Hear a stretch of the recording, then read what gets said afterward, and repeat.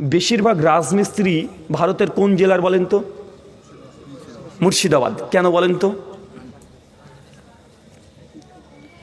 শিক্ষা কম নয়।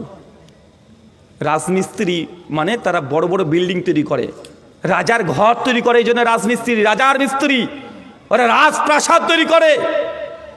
তো যাদের রাজপ্রাসাদ নাই তারা রাজপ্রাসাদ তৈরি করতে পারবে নাকি?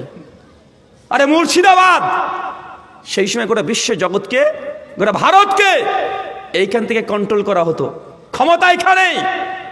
আমাদের বাপদাদা 3-4 পূর্বপুরুষ চলে যান, দেখবেন আমাদের বাপদাদারা কেউ রাজা ছিল, কেউ বাদশাহ ছিল, তারাই বড় বড় জমিদার ছিল। 200 বিঘা, 400 বিঘা, 600 বিঘা জমির মালিক তারা ছিল। কিন্তু আজকে মুর্শিদাবাদের প্রেক্ষাপট দেখেন সব উল্টে গেছে। কেন?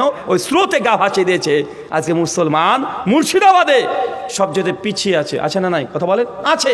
হচ্ছে আমরা ছিলাম রাজা, আমরা এই বাদশাহ, আমরা রাজত্ব করেছি এখান থেকে, এইখানে আজকে ধ্বংস হয়ে গেছে। আল্লাহ সুবহানাহু ওয়া তাআলা আপনাদেরকে বোঝার তৌফিক দান করুক। সকলে পড়ি আমিন। সম্মানিত শুধু আপনাকে যে কথা বলেছি, আযাব আসার একটাই কারণ নবীর আদর্শ, নবীর সুন্নাহ, নবীর আদেশকে লঙ্ঘন করা। এটা সবচেয়ে বড় কারণ।